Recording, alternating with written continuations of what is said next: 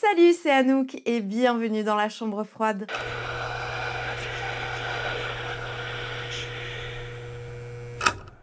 Dans cette vidéo, je vous informe des prochaines sorties cinéma d'horreur de avril à juin 2025. Avec mon avis dessus et sans spoil, bien évidemment. Par contre, réjouissons-nous car ces prochains mois, il y aura pas mal de sorties horrifiques. De quoi se faire un super programme. Et surtout, pour moi, il y a quelques grosses attentes. Bon, trêve de bavardage et allons-y pour ce programme cinéma d'horreur du mois d'avril au mois de juin.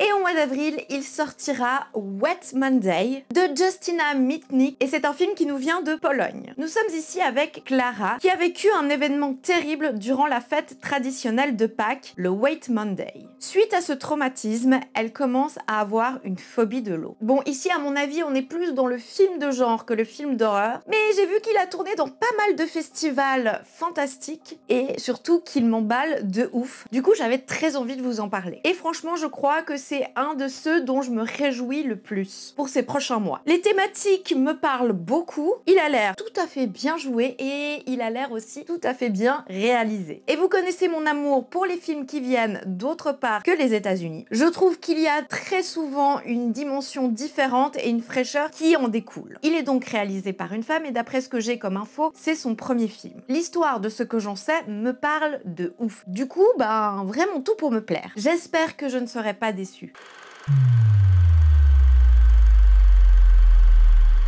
Et on passe au prochain film du mois d'avril et c'est Sinners de Ryan Coogler et c'est un film qui nous vient des États-Unis. Ce film se déroule durant la ségrégation dans le sud des États-Unis. Deux frères jumeaux reviennent dans la ville où ils ont grandi, mais quelque chose de maléfique les attend. Alors Sinners est tout d'abord réalisé par Ryan Coogler qui a déjà fait ses preuves avec les Black Panthers et Creed, qui même si c'est pas du tout ce que j'aime à la base, c'est des films qui ont eu plutôt du succès. Et il y a aussi l'acteur Michael B. Jordan que je trouve plutôt pas mal. Donc bon, ça peut le faire, même si je vous avoue qu'avec les extraits et le peu d'infos que j'ai eu, j'arrive pas vraiment à savoir si je me réjouis. L'histoire a l'air cool et probablement plus profonde qu'il n'en paraît, mais j'ai peur que le côté horrifique soit mangé par le côté action avec plein d'armes qui tirent de partout à tout jamais. Ce qui est pour le coup pas du tout mon truc. Donc bon, je suis mitigée et j'espère que ça sera une belle surprise au cinéma.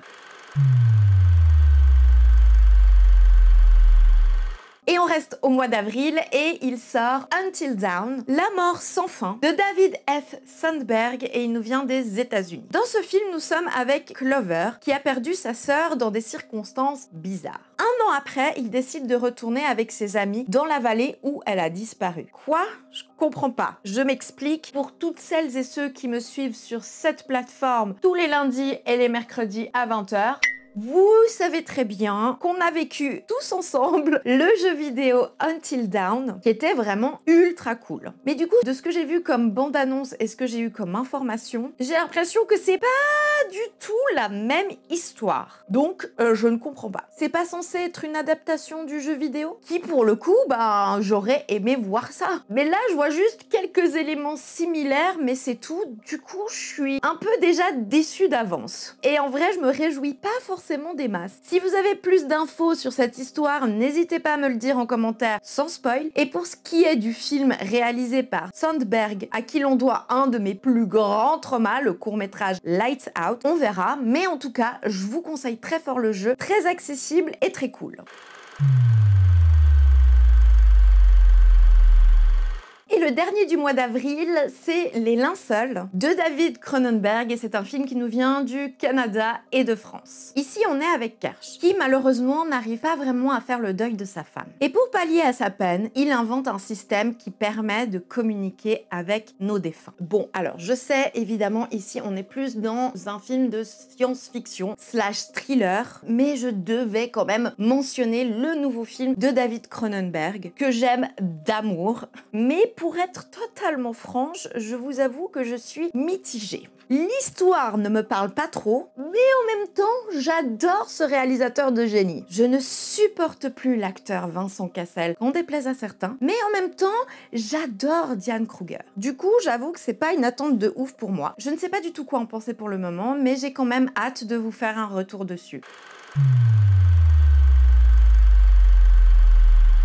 On passe au mois de mai et il sortira Les Maudites de Pedro Martin Calero. Et c'est un film espagnol, argentin et français. Ici, nous sommes avec Andrea qui a un visio très bizarre avec son amoureux. Depuis lors, elle a la sale impression que quelque chose la hante. Mais rien n'est visible à l'œil nu. Alors, bon, pour les plus assidus d'entre vous, vous le savez très bien, c'est un film dont je vous ai déjà parlé dans cette vidéo. Et aussi dans cette vidéo, car je l'ai déjà vu et que je l'ai énormément aimé. J'ai eu la chance de le découvrir en festival et je suis ravie qu'il sorte au cinéma. Ça tombe bien, j'ai très envie de le revoir et je vous conseille à 100% d'aller le découvrir.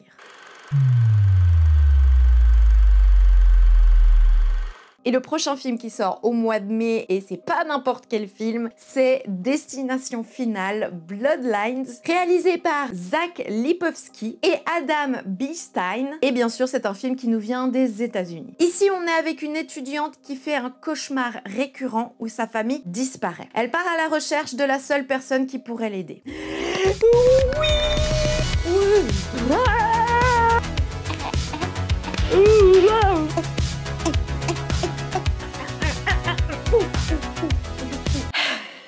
Et oui, j'adore Destination Finale. Tous, sans exception. Ce sont vraiment mes guilty pleasures et j'en suis sûre aussi pour beaucoup d'entre vous. Du coup, quand l'annonce a été faite, petit pipi de joie dans la culotte. Hein.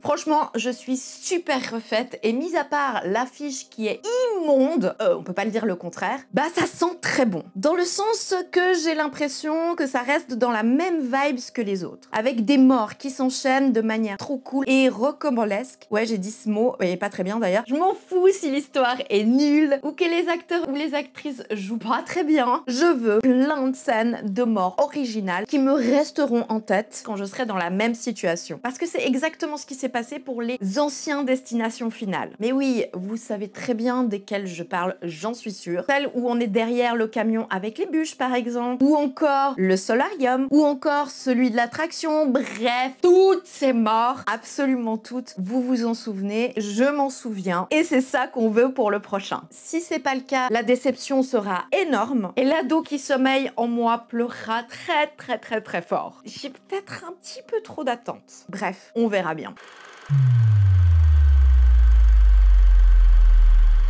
Et on passe au mois de juin et il sortira The Life of Chuck de Mike Flanagan et il nous vient bien évidemment des États-Unis. On est dans un monde qui a pas l'air de se porter très bien. Mais Chuck se rend compte qu'il a des multiples vies. Il remonte dans le temps pour nous raconter son passé. Alors pareil, ici on n'a pas l'air d'être dans un film du tout d'horreur mais beaucoup plus de science-fiction. Mais vu que c'est Mike Flanagan, eh ben je me devais d'en parler. Si vous ne situez pas qui c'est le réalisateur entre autres de Hush, de Jessie et des très bonnes séries de Hunting of Hill House et La chute de la maison des Usher. Mais c'est un film aussi coécrit avec Stephen King qui nous vient d'un de ses romans. Bref, c'est pour ça qu'il est dans cette liste. Je n'ai pas beaucoup d'infos, à part qu'il y aura un chouette casting dont Karen Gillan, Tom Hiddleston et Kate Siegel. Et on a une vague idée de l'histoire, en tout cas pour celles et ceux qui n'ont pas lu le livre. Pour être honnête, elle m'emballe pas trop, mais j'irai découvrir au cinéma avec l'esprit ouvert en espérant que ça soit cool. Et le prochain film, c'est The Ritual de David Middle et c'est un film qui nous vient des États-Unis. À l'heure où je tourne la vidéo, il n'y a pas de bande-annonce. Donc, de ce que je sais, c'est l'histoire de deux prêtres que tout oppose et qui vont réunir leurs forces pour essayer de sauver une jeune fille possédée. Du coup, est-ce que ça va être un énième film d'exorcisme tout pourri? C'est possible, mais actuellement, j'ai pas vraiment plus d'infos, à part l'affiche, le réalisateur et une partie du casting. Du coup, c'est David Middle qui réalise son premier dernier film d'horreur et qui va diriger entre autres Al Pacino. Car oui, il y a Al Pacino qui va jouer un prêtre exorciste. En vrai, pourquoi pas, je trouve ça plutôt cool, mais c'est pas forcément gage de qualité. Du coup, une certaine appréhension pour celui-ci. Mais bon, on peut toujours être surpris ou surprise, alors mon cœur reste ouvert. Et on passe au prochain film, et pas n'importe quel film, vraiment pas n'importe quel film. C'est 28 ans plus tard, de Danny Boyle, et c'est un film qui nous vient du Royaume-Uni et des États-Unis. Presque 30 ans après que le virus La Fureur se soit échappé d'un laboratoire de Cambridge, un confinement très strict a été mis en place. Pourtant, des personnes ont trouvé le moyen de vivre avec les infectés. Pardon, je suis premier degré méga emballée de cette sortie. C'est un de celui que j'attends le plus toute cette année 2025. J'aime d'amour Danny Boyle, à qui l'on doit entre autres des vrais chefs-d'œuvre, mais j'aime d'amour aussi 28 jours plus tard, qui est sorti du coup il y a 28 ans. Et je trouve dingue qu'il se relance dans un de ses films avec mes contaminés préférés. Je n'ai pas grand chose d'autre à dire parce que j'ai vu extrêmement peu d'extraits pour me spoiler le moins possible. Désolée, je sais, c'est un peu égoïste pour la vidéo, mais voilà, je veux me préserver et du coup, je vous préserve en même temps. Mais si vraiment vous avez envie d'aller voir, parce que c'est pas forcément une attente pour vous ou que vous vous en fichez, allez voir de votre propre chef toutes les bandes annonces, elles sont dispo sur YouTube, mais vous les verrez pas ici, je suis navrée. Du coup, vous avez compris, je vais me précipiter le jour de sa sortie au cinéma. Et le dernier film d'horreur qui sort au mois de juin au cinéma, évidemment à l'heure où je tourne ma vidéo, c'est Megan 2.0 de Gerard Johnston. Et c'est un film qui nous vient des États-Unis et du Royaume-Uni. Alors là, on est avec un gros méchant avec des mauvaises intentions qui veut voler la super technologie de la poupée Megan. Cela met en danger beaucoup de gens, donc la créatrice Gemma réveille la poupée pour en découdre. Bon alors, autant vous dire que le film d'avant est une attente de zinzin, mais celui-là...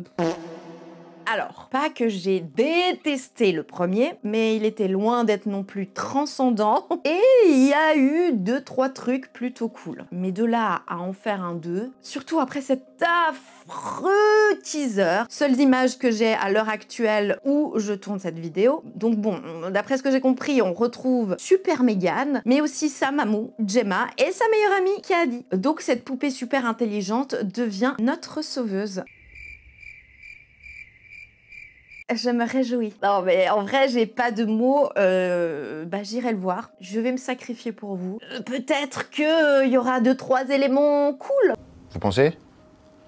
Moi je pense pas. Du coup voilà, c'est tout pour cette vidéo sortie ciné horreur. J'ai très hâte de savoir quels sont les films dont vous vous réjouissez le plus et ceux que vous n'avez absolument pas envie d'aller voir. Dites-le moi en commentaire. Sinon, si vous kiffez la chaîne et que vous avez envie de me soutenir, bah vous connaissez la chanson. Est-ce que je dois vous la chanter? Vraiment? Oh oui, je crois que vous insistez, c'est la chanson pour me soutenir. À chaque fois c'est une différente, car je ne sais pas chanter, mais c'est pas grave. Abonnez-vous, yeah. Mais surtout, n'oubliez jamais de vous méfier des bruits chelous. Ciao.